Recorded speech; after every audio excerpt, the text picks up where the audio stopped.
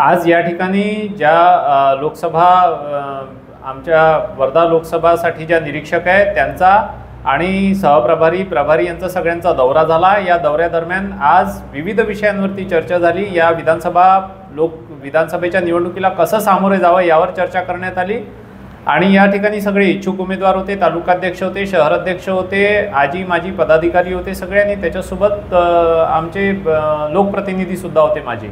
या ठिकाणी एक सूर असा निघाला की ही जागा जर राष्ट्रवादीला गेली तर, कारण आमचे जे विधानसभेचे इथचे स्थायी उमेदवार होते अमर काळे हे राष्ट्रवादीकडे गेलेले आणि तिथून खासदार झाले, तर त्यांचा प्रयत्न ही जागा राष्ट्रवादीला सोडवण्याचा असू शकतो अशा प्रकारची चर्चा निघताच त्या ठिकाणी चर्चेने उग्र स्वरूप घेतले आणि सगळ्यांचं म्हणणं होतं, एक मुखाने सगळ्यांची मागणी होती निरीक्षकांकडे की ही जागा परंपरागत काँग्रेसची आहे आणि या ठिकाणाहून काँग्रेसच लढली पाहिजे, कोणत्याही परिस्थितीत ही जागा राष्ट्रवादीला सुटू नये।